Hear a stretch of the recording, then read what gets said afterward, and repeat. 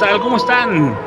Bueno, estamos actualmente muy activos en podcast. Tenemos más de 150 programas en XRS, en todas las plataformas, que está desde Spotify, iHeartRadio, Public Radio y Google Podcast, entre muchas más.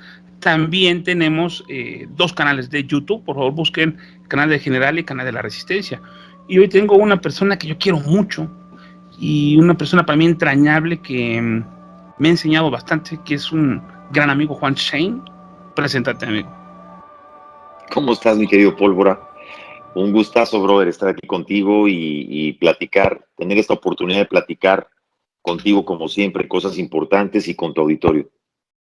Sabes que el día de ayer amenazaron a Gildo Garza, un compañero nuestro, y tenemos Sí, que hacer... me da mucha pena lo que está pasando con Gildo, porque la verdad, querido Pólvora, lo que está sucediendo en México con los periodistas es algo que no tiene madre, ¿no?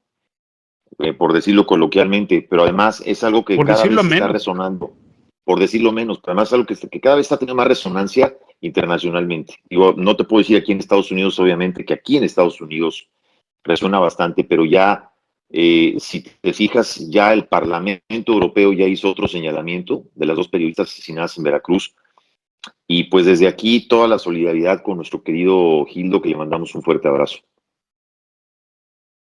Pues fíjate que publiqué nuestro programa que hicimos hace exactamente un año en relación al ambiente de violencia que viven los periodistas. Y ese día fue cuando tú y yo nos conocimos. Ese día me presentaron contigo y yo escuchando el programa, porque era en un formato de audio que lo tenemos ahí en el canal. No sé si lo llegaste a saber, lo acabo de Sí, compartir ayer. Entonces yo sí, claro. escuchándolo, veo que es tan vigente todo lo que dijimos en relación Increíble, a sí. la vida de esto. Y sobre todo, darme cuenta que te sigo admirando tanto, hermano, y te agradezco mucho que me des la Igualmente, oportunidad hermano. de interactuar. Bueno, Igualmente, querido Pólvora. ahí te va una para que a ver si la puedes agarrar al aire. Énchala, venga. ¿Qué problema tienen en México los médicos desempleados? Que son muchísimos, que tenemos estudiantes graduados de muchas escuelas cada año y que batallan y hacen hasta mandas a la Virgen de Guadalupe para que les den una plaza en el IMSS, en el seguro. Y sin embargo, vienen otros médicos con otras calificaciones y quieren ser asimilados como parte de pues, la vida social de México, más que de la vida médica de los ciudadanos. ¿Cómo te rebota eso a ti en tu mente con la experiencia que tienes y cómo conoces a la gente cubana, amigo? Mira, querido Pólvora, este es un tema que ya tiene su tiempo. Ahorita, antes de entrar precisamente al tema de los médicos cubanos, que es un tema que también, como tú sabes, es muy sensible para mí, porque hablando de agresiones, de amenazas, pues yo también he sido víctima de amenazas por parte del Partido Comunista Cubano, y lo digo abiertamente aquí contigo, por la serie de reportajes de médicos cubanos que empezamos a sacar desde el año 2019. Eh, lo que está pasando, voy a empezar por los médicos en México. Fíjate que en julio, en agosto del año 2019, poco antes de la pandemia, me tocó hacer un reportaje en el Instituto Nacional de Neurología, que está ahí en Tlalpan, sobre Insurgente Sur. Y en aquel entonces existía el jaloneo, digamos, el rumor de que el gobierno quería despedir al director del Instituto Nacional de Neurología, eh, porque habían recibido unas semanas antes a personal de la Fiscalía y una visita del doctor Hugo López-Gatell. Durante el tiempo que se trató de instaurar el INSABI y de sustituir digamos, al antiguo Seguro Popular por el INSABI, durante ese tiempo, el director del Instituto de Neurología, pues les hizo una serie de preguntas a los encargados del INSABI y a la Secretaría de Salud, de preguntas claves, que dónde estaba obviamente la clave para poder sustituir al seguro popular por el INSABI, es decir, quedaban muchos renglones y preguntas sin contestar. Él fue muy insistente, el director del Instituto Nacional de Neurología fue muy insistente y nunca le respondieron estas preguntas, entonces en lugar de eso lo despidieron. Y fue esa época donde empezaron a despedir a personal médico muy valioso. No sé si tú sabes, Pólvora, pero el Instituto Nacional de Neurología en México tenía fama de estar entre los 5 mejores del mundo.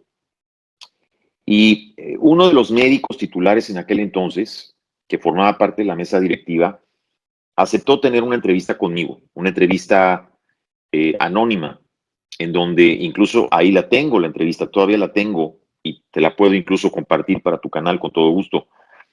En aquel entonces ya él me hablaba de la negativa de parte del gobierno, la negativa de parte de la Secretaría de Salud de responder preguntas claves, de cómo comenzaban a recortarles presupuesto, cómo empezaban a despedir a médicos que eran expertos en su área.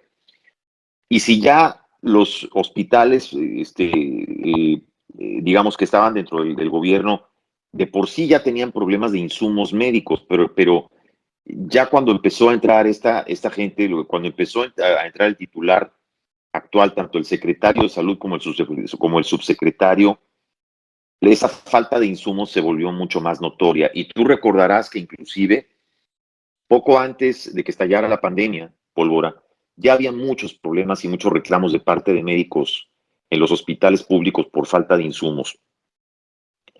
Lo que se está haciendo,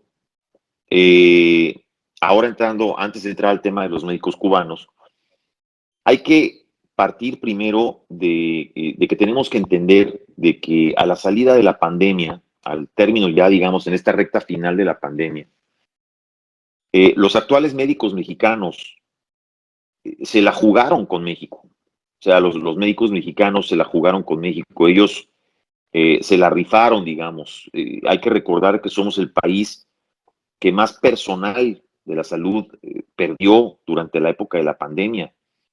Falleció mucho personal, murieron muchas personas. Personal de la salud que inclusive trabajaban hasta 18, 20 horas diarias. O sea, se la rifaron, pero gruesísimo.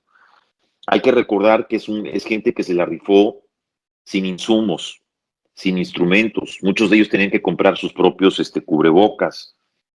No había ni siquiera elementos básicos en los hospitales, gasas para operar, vendajes, sábanas, cosas básicas que este gobierno no se preocupó por resarcir. Y si a eso le agregamos, Pólvora, pues todo el desmadre creado por la instauración fallida del INSABI, que fue un fracaso absoluto, y por lo que hemos estado viendo del desastre que hay a nivel nacional, que ya desde entonces se debía venir, el desastre de lo que está pasando con los medicamentos, la falta de medicamentos, la falta de quimioterapias para los niños de enfermedades terminales. O sea, hay que recordar que los médicos mexicanos se la rifaron con la gente, se la rifaron con este gobierno durante la época de la salud. ¿Y qué hizo este gobierno? Les dio la espalda, los despide con la premisa de que los van a volver a recontratar. Y entonces, actualmente vemos a cientos de médicos desempleados que además no tuvieron ni siquiera bien a bien finiquitarlos como debe de ser. Y por el contrario, lo que hacen entonces es contratar a 500 médicos cubanos. Y digo, más bien, en lugar de decir contratar a 500 médicos cubanos, es recontratar. Porque hay que recordar que ya se habían contratado médicos cubanos anteriormente. Esto casi no ha salido a la luz pública, querido Pólvora, pero tú recordarás un reportaje que te compartí de los médicos cubanos hace 2 años. Es decir, hace 2 años venimos hablando de este tema. Y hace más o menos 1 año y medio, si mal no recuerdo, fue durante 2020, que se había hablado de más de 1,200 médicos ya contratados en aquel entonces. 1,200 médicos para todo el país, que ya se habían contratado inclusive desde fines del 2018, Pólvora. México ha gastado, para que te des cuenta, hasta hoy, México ha gastado más de 14 millones de dólares desde el año 2018 hasta la fecha para contratar a médicos cubanos. Y ahora estos 500 médicos cubanos más que acaban de contratar, pues nos van a costar otro bonche de dinero. El otro día alguien me preguntaba, ¿cómo sabes cuánto cobran? Bueno, lo sé porque tenemos una investigación que está hecha, porque tenemos declaraciones de más de 40 médicos cubanos con los que he tenido la oportunidad de platicar, médicos que han desertado de las filas de las misiones médicas. Y lo que sabemos hasta hoy, Pólvora, es que la dictadura cobra $10,500 por cada médico cubano. Son $10,500 por un contrato de 3 meses y eso es por cada médico cubano. Si hacemos una cuenta rápida, Pólvora, y multiplicamos esos $10,500 por 500 médicos cubanos, pues ya te podrás imaginar, ahorita te voy a dar la cifra, estamos hablando de $5,250,000 que nos van a costar esos próximos 500 médicos cubanos que se van a contratar. Por un simple sentido de corresponsabilidad social, de solidaridad, estos personas que se la jugaron, tanto practicantes como médicos como enfermeras, deberían tener asegurada su base. Tú sabes que muchísimos médicos fueron el gremio que más gente murió, las enfermeras y médicos, durante las primeras fases de la pandemia. Entonces, si algunos de ellos sobrevivieron, deberían tener asegurada su plaza y su futuro. Y cuando no es así, por lo menos debería haber un manifiesto de forma legal, algún tipo, como ahorita lo hace Putin, ¿no? De que pues, todos los soldados que murieron a su familia les van a dar tales beneficios. Bueno, acá debería de ser que a todos los médicos que se la rifaron en la época dura de la pandemia, deberían de darles X beneficios, su medalla y todo. Pero hay, como decía Stalin, la gratitud es un fenómeno que solo le pasa a los perros. Entonces, lamentablemente, la gente que es comunista, socialistoide, es muy drástica y muy poco apegada a lo moral y a lo socialmente afectivo. Son gentes que tienen otras premisas básicas. Te voy a decir algo. Eh, yo conozco la naturaleza de Cuba. Cuba es un país digno, que ha sido la dignidad de América en una parte de la historia. Pero yo aquí tengo el libro que me dieron en Cuba en una visita, donde es el catálogo de cosas que hacen por área, por agricultura, por educación, por cada una de los segmentos. Y en el área médica, pues este libro es como de los años 80, ¿no?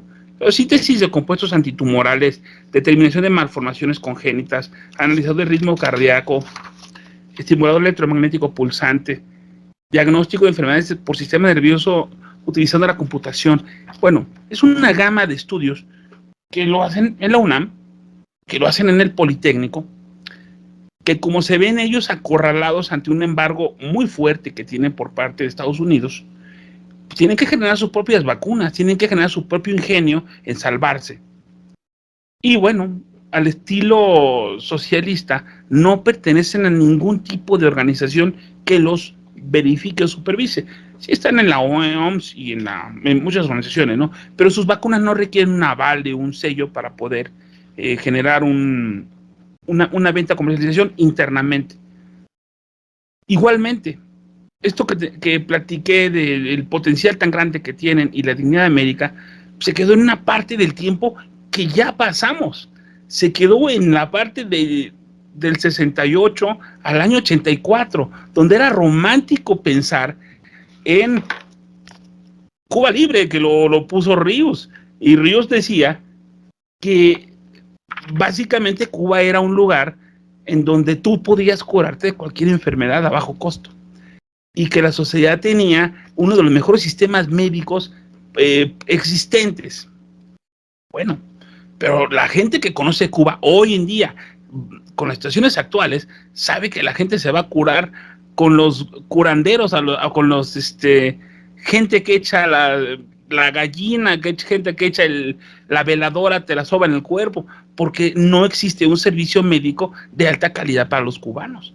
Sí es cierto que tienen un nivel elevadísimo de estudios en relación al cáncer de pulmón, bueno, porque ahí es un lugar donde el tabaco impera y hay muchos enfermos, obviamente, de cáncer de este tipo. Ellos tienen que estar a la vanguardia de esto, porque es el mercado que tienen.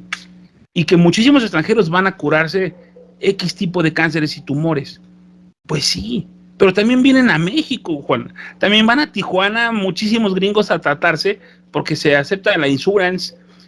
Y es cierto que hay un turismo cosmético que viene a México a hacerse operaciones. Tenemos un altísimo nivel en cirugías plásticas, en cuestiones dentales también vienen muchos americanos aquí.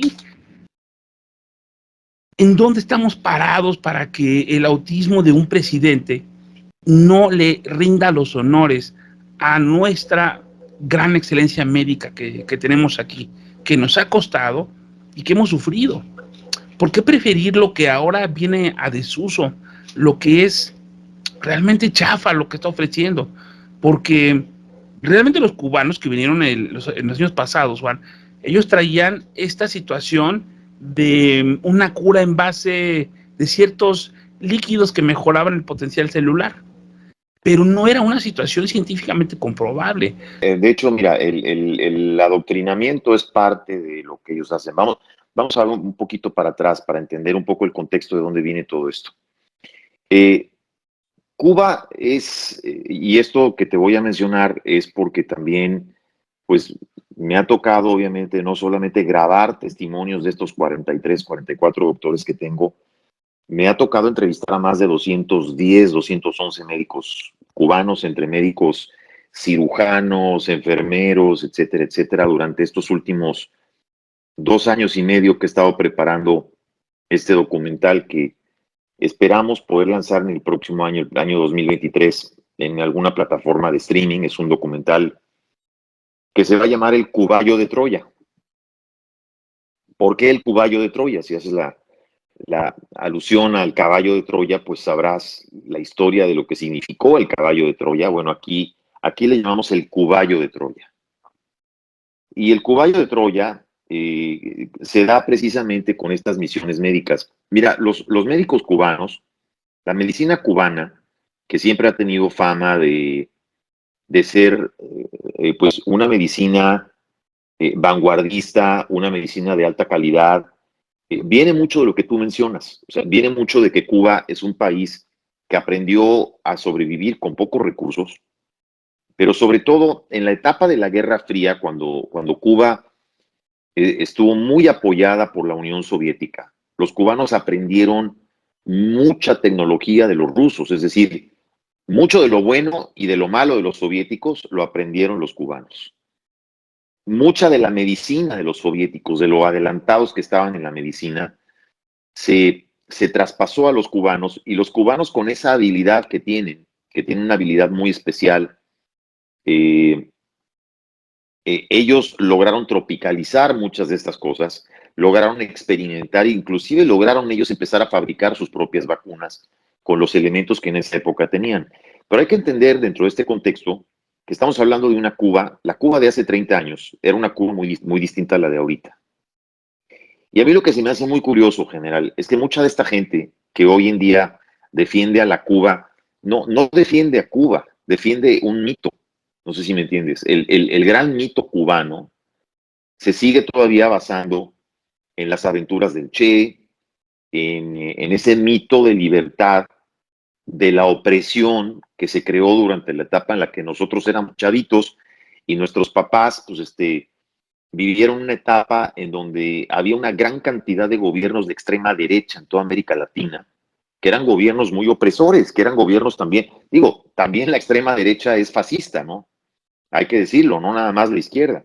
Entonces estamos hablando de una época de los Stroessner, de Videla, el mismo Pinochet, ¿no? En los 70s, y de pronto pues escuchas estos cantos de libertad, de las aventuras de Fidel y del Che y de cómo llegaron en la balsa, pero también mucho de cómo lo mitificaron, ¿me entiendes? Entonces eso fue creando el mito que se fue metiendo en la raíz de los universitarios de esa época. Tú lo mencionas ahorita, del 68 y de antes del 68. Hay que recordar que el Che, querido Pólvora, tú, y ahorita podemos ver las entrevistas en YouTube, el Che era un rockstar. El Che era un rockstar, güey, era un rockstar que fue a la ONU a hablar, era secretario de Economía, llegaba a Europa y se hospedaba en los mejores hoteles, era un güey que lo recibían para tomarse fotos con él, le pedían autógrafos, se querían tomar fotos con él. O sea, el Che Guevara era un auténtico rockstar, cabrón. Y era un tipo con mucho carisma, era un tipo con una inteligencia, digamos, muy especial para poder hablar y para poder envolver, lo mismo que Fidel, ¿no? Y ese fue el cóctel, ¿verdad? El cóctel, digamos, que se formó para crear todo este mito, esta mitificación de la revolución. Y de ahí viene mucho todo eso. Y yo creo que lo que está pasando es que muchas de las generaciones de hoy, las generaciones nuevas, están tratando de emular ese mito, pero un poquito encajado a través de ciertas organizaciones y mucha de esta gente que lo trata de revivir por conveniencia. Porque ese mito, esa mitificación, hoy en día sirve para fines políticos que tienen que ver hoy día con poder, con intereses y con crear una especie de cúpula donde solamente unos son ricos, mantienen a una minoría, que es la cúpula rica, donde hay una mayoría que es pobre, que está adoctrinada, que está completamente amaestrada y acobardada, que no puede levantarse contra una tiranía. Es prácticamente como la lucha típica de castas que estos grupos, inicialmente de izquierda, hoy ya no de izquierda, sino ya más bien comunistas o el Foro Sao Paulo, convierten esta lucha de castas en una guerra. Y entonces entienden, estos que tienen esta lucha de castas, entienden que la gran mayoría de nuestros pueblos es gente que tiene bajos recursos, pero también es gente que tiene, en cierta manera, la necesidad de tener, ¿cómo te diré? De que siente que hay una especie de rencor social, que estos grupos lo saben aprovechar muy bien, y entonces en base a eso arman ese mito y ese tipo de historias, y entonces se apoderan del pensamiento y del corazón de las mayorías a través de ese mito. Juan, te lo voy a Dímelo. preguntar directamente. ¿A qué vienen los médicos cubanos? Mira, hay que considerar que para empezar, a ver, los médicos cubanos es un negocio de la dictadura. Como te decía hace un momento, los médicos cubanos se crean en base a un sistema que creó Fidel en esa época de la Guerra Fría, en donde realmente la medicina en Cuba tenía grandes adelantos. Los científicos cubanos, los médicos cubanos. Mira, los cubanos son gente que ha aprendido a través de los años a vivir con la escasez. Y eso les ha despertado mucho la creatividad. Son gente que se las han arreglado para arreglar motores, para arreglar coches, para una tostadora, para vivir con una tostadora de pan que la han arreglado a lo mejor 30 o 40 veces, ¿me entiendes? Con alambritos o con parches o como sea. Son tostadoras de hace 40 años, hornitos de hace 40 años, y con eso vive la gente allá. Hoy mucha gente me sorprende, Pólvora, porque hablan de Cuba sin conocer Cuba. Hay mucha gente que no ha estado en Cuba, no conocen Cuba. Para conocer Cuba tienes que estar ahí. Y no tienes que ir a la zona bonita de La Habana, a la zona turística, no, te tienes que meter entre el pueblo, tienes que platicar con la gente del pueblo, tienes que meterte a los cafés, platicar con la gente de allá para darte cuenta realmente de lo que es Cuba y de cómo se vive y cómo viven los cubanos. Ellos, durante esta etapa de la Guerra Fría, aprenden mucho de los soviéticos, como te decía, aprenden mucho de lo bueno y mucho de lo malo, porque así como aprenden mucho de la medicina y de la ciencia de los soviéticos, también aprenden mucho del espionaje. Y hay un gran entrenamiento tropicalizado por los cubanos, un entrenamiento de los agentes de la KGB, que en aquel entonces supieron entrenar mucho a la policía cubana. Y esto se fue pasando de generación en generación. Pero los últimos 30 años, como te decía, la Cuba de hace 30 años no es la misma que la de ahora, mucho menos la de hace 60 años. Pero la Cuba de hace 30 años o 40 años todavía tenía recursos, ¿me entiendes? Todavía estaba apoyada por la Unión Soviética, todavía tenía laboratorios, tenía insumos, tenía cosas para poder trabajar. Hoy en día ya no tienen nada. Lo mismo ha pasado con la medicina cubana, general. Se ha desvirtuado. De la gran escuela de medicina que había en La Habana, prácticamente se desmanteló, se fueron haciendo escuelas pequeñitas y se fueron creando cada vez más improvisaciones, utilizando libros de hace 30, de hace 40 años. Hoy un médico cubano general que ya está en un grado alto o a punto de titularse, no tiene manera de practicar en Cuba porque no tienen ni siquiera insumos para poder operar o hacer cirugías. No sé si me entiendes. Y si todo eso lo tiene un solo hospital, ese solo hospital no tiene para poder tener practicantes de todas las zonas de Cuba.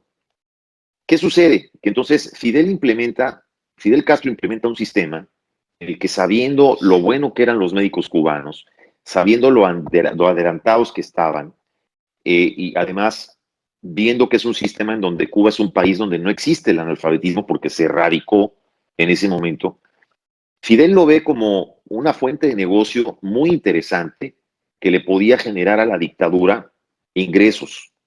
Y entonces, como Cuba no produce nada, como Cuba no tiene nada que exportar, lo que Cuba empieza a exportar son las misiones médicas. Cuba empieza a exportar médicos, empieza a exportar eh, asesores, asesores de seguridad, empiezan a exportar Guerrilleros. deportistas y guerrilleros, ¿no? Y entonces, ¿de dónde gana? ¿De dónde gana la dictadura? De todo eso. Los gobiernos que los contratan no le pagan a los médicos, no le pagan a los asesores, le pagan a la dictadura. La dictadura se queda con entre el 85 y 90% de lo que se les paga a los médicos cubanos, querido general. Y para que sepas, hoy en día, hablando hoy en día, en el año 2021, Cuba, lo que las misiones médicas le dejaron a Cuba durante ese año excedió los 8.5 billones de dólares anuales. Es decir, los médicos cubanos le generan a Cuba 3 veces más ingreso que lo que le genera el turismo. Y mucha gente cree que el turismo es lo que más le genera. Le generan más las misiones médicas a Cuba que los propios ingresos que Cuba tiene por remesas. Y mira que hay mucha gente aquí en Miami, donde estoy, que envía remesas a Cuba, más de 7,000 millones al año. Bueno, 8.5 billones es el negocio, el gran negocio hoy en día de la dictadura. ¿Qué pasa? Que la dictadura se da cuenta que es un gran negocio y empieza a multiplicar doctores como palomitas, güey.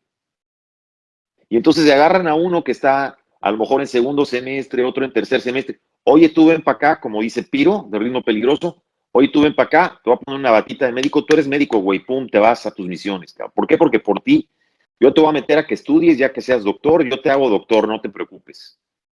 Oye, pero todavía no te acabo, no te preocupes, no hay pedo, yo te hago doctor, pum, tú te vas. ¿Por qué? Porque tú me vas a generar a mí 10,500 dólares semestrales. Cabrón. Y eso se lo queda a la dictadura y a ellos les dan a veces un 20, a veces un 10%, pero déjame decirte algo, estos médicos cubanos que son contratados para estas misiones, que además la ONU y el Parlamento Europeo ya lo consideraron, y obviamente también la Organización Mundial de Derechos Humanos, Human Rights Watch ya lo declaró como una esclavitud moderna. Está considerado como un sistema de esclavitud moderna. Estos médicos que son contratados, que son mandados a estas misiones, no pueden viajar con sus familias. O sea, sus familias se quedan en Cuba como prenda. Y si ellos deciden desertar, son considerados, obviamente por el Código Penal de Cuba, son considerados como traidores a la patria. Fíjate, ya nos estamos familiarizando con ese término, güey. Y entonces ellos no pueden volver a Cuba durante los próximos 8 años, porque eso les significa a ellos 8 años de cárcel, pero sus familias que se quedan en Cuba, es decir, sus esposas o esposos y sus hijos, no pueden salir de Cuba durante los próximos 8 años. Entonces hay mujeres, hay médicos, doctoras, doctores, que tienen 4, 5, 6, 7 años de no ver a sus hijos. Tú imagínate lo que es no ver a un hijo. Yo no sé si has tenido esa sensación, pero imagínate no ver a tu hijo durante un mes, güey. Imagínate cómo te puedes volver loco de no ver a tus hijos un mes o no poder verlos 2 meses o 3 meses. Imagínate lo que es no ver a tus hijos durante 5 años o 6, que te pierdes todo su crecimiento, te pierdes toda su niñez. Y estos son casos que desgraciadamente pólvora se multiplican y los escuchas en muchas de estas historias que me ha tocado escuchar. Decían por ahí, la pregunta es, ¿qué es un cuarteto? Pues lo que queda de una orquesta sinfónica cubana cuando va de gira. Regularmente los deportistas, los beisbolistas, cualquier deporte cuando iban hacia afuera, pues los cubanos desertaban Y yo me había preguntado mucho qué mecanismo tenían ellos para evitar la deserción de estos médicos que no se quedaran en México. Pero tú me estás planteando que tienen Ahora te un voy a explicar cuál grillete. es. Sí, ahora te voy a explicar cuál es. Ellos cuando llegan a cualquier país donde ellos llegan, lo primero que hacen es que los está esperando una persona de la embajada cubana, que los espera normalmente cuando llegan a los aeropuertos. Los suben a un camión, a un autobús, les quitan los pasaportes, les quitan los papeles, les quitan, no pueden llevar ellos celulares, no pueden llevar nada de valor. Eh, los tienen todo el tiempo vigilados, es decir, siempre hay 2 o 3 personas de la embajada de Cuba que están con ellos. Los llevan a todos lados en un camión, o sea, a todas partes van y vienen en un camión. Todos desayunan a la misma hora, todos comen a la misma hora y todos cenan a la misma hora. Es decir, en el mismo lugar, ninguno de ellos está autorizado para tener contacto o platicar con gente local del país al que visitan. ¿Me explico? Se los traen así como chavitos de escuela, completamente vigilados. No pueden tener contacto con nadie. Lo mismo sucede con deportistas. Lo mismo sucede con gente que va, digamos, encomendada por otras cuestiones de seguridad. Así es como los tienen vigilados todo el tiempo. Y entonces, al momento de que uno de estos médicos deserta, pues obviamente deserta y se queda varado en el país donde está porque no tiene papeles. Y entonces automáticamente se quedan ahí sin papeles, y pues muchos de ellos irremediablemente ahí se tienen que quedar porque no pueden ya viajar a ningún lado. Es realmente doloroso. La gente tiene la impresión, Pólvora, y aquí te contesto lo que me preguntaste hace rato, de que los médicos cubanos son unos hijos de tal por cual y van a adoctrinar y todo ese desmadre. Y la respuesta es sí, van a adoctrinar, pero estas personas también son víctimas, no sé si me entiendes. Son víctimas de su propio sistema, están amenazados con sus familias, pero por el otro lado también tú me preguntabas, ¿qué vienen a hacer? Pues vienen a simular números, vienen a cobrar porque es un negocio, vienen a manipular estadísticas, porque ellos ya tienen un know-how de cómo manipular estadísticas, y sí vienen a adoctrinar. Tienen que hacer, entre sus obligaciones, tienen que hacer proselitismo político, porque esa es parte de su chamba, proselitismo a favor del gobierno que los contrata, y proselitismo y hablar bien del mito cubano, porque ellos acuérdate que ya están adoctrinados, muchos de ellos ya crecieron con una educación de adoctrinamiento y ellos saben exactamente cuáles son las palabras que te dicen que te hacen clic en la cabeza. Ya tienen ese speech bien manejado, porque así los educan, así los preparan, de cómo mitificar y cómo hacer proselitismo a favor de quien los contrata. Entonces sí, ahora, ¿no es algo nuevo? No, ahí está la muestra, Venezuela es la muestra clara. En Venezuela es el país donde más médicos cubanos han desertado, es el país que más médicos cubanos tiene atorados, no solamente en todo el país, en Caracas y en toda la provincia. Y entonces, sí es un error porque uno, estamos enviando recursos a la dictadura, que es la dictadura más cruel de América Latina hoy en día, es la madre de todas las dictaduras. Cuba es la dictadura que más presos políticos tiene actualmente en América Latina, más que Venezuela y Nicaragua juntos. Cuba tiene más presos políticos que Venezuela y Nicaragua juntas. Entonces, ¿qué se está haciendo? Se está alimentando el mito. Cuba es un país que te chupa riqueza de otros países, se reseca la riqueza de esos países, pero porque sus gobernantes, gente como un Chávez, como un Maduro, como un mismo López Obrador, crecieron bajo el manto de este mito en donde ellos realmente firmemente creen que se tiene que mantener Cuba porque se tiene que mantener ese mito.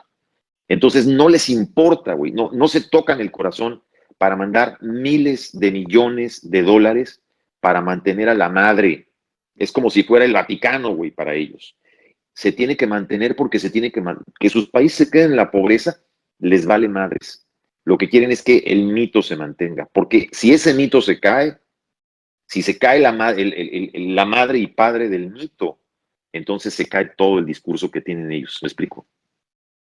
Oye, creo que quedó más claro y esto va a dar mucho que hablar. Juan Shane, para terminar, quiero tu reflexión en un tema.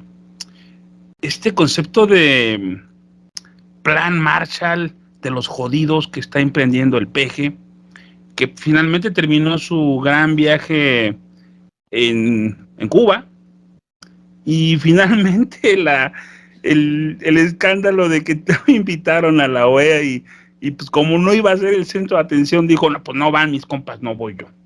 No va quien me aplauda, no voy a estar. Esas dos pequeñas vertientes de México siendo el líder, a contraposición de tu socio, de tu vecino, quien te compra, quien te recibe tu gente, quien le da libertad de flujo a tu dinero, que es Estados Unidos, darle de espalda para armarte un plan Marshall de Centroamérica. ¿Cómo lo ves tú? ¿Cómo sientes que el gobierno Biden está observando este liderazgo mesiánico entre jodidos, desde luego? En el sentido de que, a ver, ellos saben que los presidentes van y los presidentes vienen, ¿ok? Las administraciones van y vienen. Ellos llevan muchos años observando a México y ellos saben el comportamiento de muchos de los presidentes de México. Yo creo que ellos están viendo, van a ver con mucha atención lo que suceda de aquí a los próximos 2 años y medio en México. Yo creo que ya no le dan importancia a lo que dice López Obrador, para serte sincero. El gobierno de Estados Unidos se preocupa por dos cosas. Se preocupa por sus intereses, me refiero a los intereses de sus empresarios, que son intereses apoyados por el mismo Estado, que son inversiones que tienen en México. Y por el otro lado les preocupa la violencia, la escalada de violencia en México, el crecimiento del narcotráfico. Eso sí les preocupa porque estamos hablando de que México no es Colombia. O sea, no es un país, güey, que tienen a 3,000 y pico de kilómetros hacia el sur del continente. Es un país que está en su frontera. Entonces sí les preocupa la escalada de violencia.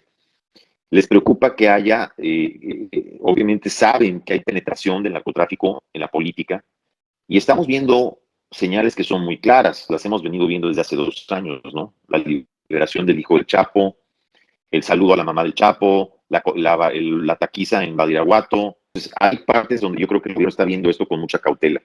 Si te fijas, México ha recibido, yo creo que nunca hemos visto en ningún sexenio que viajen tantos ejecutivos de alto nivel del gobierno americano a un presidente de México en tan corto tiempo. Yo nunca he visto a un embajador de Estados Unidos ir al Palacio Nacional o a Los Pinos tantas veces como lo ha hecho Ken Salazar, por ejemplo. Entonces, yo creo que por un lado están tratando de disuadir, por otro lado están observando con calma. Te lo voy a decir coloquialmente hablando de cuates, yo creo que están esperando a que este güey se empine solo, porque es tan pendejo y es tan idiota que sabe que está cometiendo errores y definitivamente están dejando que se empine solo y están apostando a que el que venga detrás de él venga con un poco más de mesura, en el sentido de que, ¿sabes qué, mi cuate? Bueno, ya te chingaste lo que quisiste, ya robaste lo que quisiste, ya cagaste lo que quisiste, ahora ya que te vas, pues vamos a esperar al que viene y con el que viene sí nos vamos a sentar a ver cómo le hacemos para arreglar las cosas. Esa es la primera que te doy. Y la siguiente, la última que te doy, respecto a lo que dices de el berrinche que hizo, güey, para no ir a la cumbre, la opinión que te puedo dar es que este güey está obviamente desviando la atención, que ya sabemos que es lo que él sabe hacer muy bien. Él está preparando su frase para las siguientes elecciones, güey. Su frase para las próximas elecciones va a decir, no nos dejaron. Este güey sabe que su reforma electoral no va a pasar. Sabe que su reforma a la Guardia Nacional no va a pasar. Sabe que ninguna de sus reformas va a pasar. No ha tenido éxito en nada. Entonces, lo que está apostando es por decir, no nos dejaron, cabrón. Yo quería hacer esto, pero los conservadores no me dejaron. Quería hacer una reforma eléctrica, pero no me dejaron. Yo quería hacer un aeropuerto más chingón, pero no me dejaron. El tren, miren, cabrón, me bloquearon y el tren va a traer riqueza a todo el sureste del país y no me dejaron, cabrón. El no me dejaron va a ser su frase de campaña y la frase de todos los corderitos y acroquetados que están a su alrededor. Ahora, yo creo que este güey apuesta por no ir a la cumbre. Él ya sabía desde hace tiempo. Él quiere poner su posición, digamos, su supuesta posición firme, como diciendo, pues, güey, yo abogo por los países porque quiero que todos vayan, si somos una América unida, pues nos tienen que invitar a todos. Y cabrón, pero no pueden invitar a Nicolás Maduro porque el señor tiene 15 millones de dólares, hay una recompensa de 15 millones de dólares por su cabeza en Estados Unidos. Lo apañan cuando entre. Obviamente no va a ir. ¿No? Ni Ortega tampoco va a ir. O sea, exactamente. Estando en una reunión de líderes de alto vuelo, lo balconean, no quiere estar fuera de su territorio o su zona de confort, y tampoco se quiere enfrentar pólvora a la prensa internacional, que en una conferencia de prensa, güey, aquí sí lo van a cuestionar, aquí sí le van a preguntar, aquí sí lo van a poner contra la pared. O sea, aquí no está en una mañanera donde él está en la zona de confort, rodeado por los güeyes que le hacen preguntas pendejas. Es decir, aquí sí está en un lugar donde donde lo van a cuestionar, donde lo van a poner contra la pared, donde le van a hacer preguntas. No quiere venir él a hacer el ridículo. Esa es la realidad. Juan Chen, siempre ha sido un placer y un gusto, y hoy más que nunca el escucharte. Te agradezco mucho tu tiempo, tu participación. Yo creo, querido Pólvora, que tenemos a México al borde. Creo que es responsabilidad de los que conformamos la sociedad civil quitar a México de los que lo tienen secuestrado. México está secuestrado hoy en día. Está secuestrado por un grupúsculo de gente que lo tienen agarrado, cuya misión es destruir el sistema de México y destruir a México, porque la forma en la que ellos actúan y piensan es gobernar en el caos. No sé si me entiendes. Ellos tienen un proyecto de poder, no tienen un proyecto de país. Llegaron con un proyecto de poder. Ojalá que la sociedad civil, ojalá que todos los que agarramos un micrófono, que somos independientes, como tú, como yo, podamos seguir comunicando un mensaje de que nos tenemos que unir. Nos tenemos que empezar a unir y empezar a seguir señalando, continuar señalando lo que está mal y tratar de ser lo más objetivos posibles para que cada vez más gente nos escuche y entienda por dónde tenemos que pisar. Gracias, querido Pólvora, y gracias a tu auditorio. Extraordinario, amigo. Pues me hace yo recordar la segunda ley de la termodinámica. Nos menciona el principio de entropía, que trata de que todas las cosas en su origen fueron más organizadas y bien establecidas, y con el transcurso del tiempo y la evolución de las mismas cosas se va generando la entropía, que es el desorden, y hace que todo el desorden combinado de todas las cosas sea mayor que si lo sumáramos de lo que fue en su inicio. Es decir, la forma de activar una sociedad generando entropía, que es el desorden, funciona la termodinámica. Porque vean la olla express, vean las bombas que se meten en tubos. Es el mismo principio. El generar una situación emocional en las personas donde hay un tema de que los ricos, de que los fifís, de que la gente que está bien no lo merecería, si no lo merecemos todos. Entonces, ese tipo de mensajes va minando la sociedad. Entonces, con estas ayudas del extranjero, de emisarios de otros regímenes, hacen en la mente del pueblo bueno y sabio que estas palabras tengan eco, que tengan repercusión en su adentro, que tengan un significado en su vida diaria. Y bueno, el día que les pregunten, ¿estás de acuerdo que se ponga aquí un aeropuerto, un puente o un tren? No van a pensar realmente en la pregunta, sino en lo que implica los enemigos inventados para ellos, y van a votar contra los enemigos, ya no a favor de la razón. Juan Shane, un lujo estar contigo, amigo. Dios te bendiga. El lujo es mío, muchas gracias. Igualmente. Que la salud sea tu mayor regalo. Buena suerte y muchas gracias. Gracias, querido Pólvora. Muchas gracias. Muy amable. Un abrazo hasta México.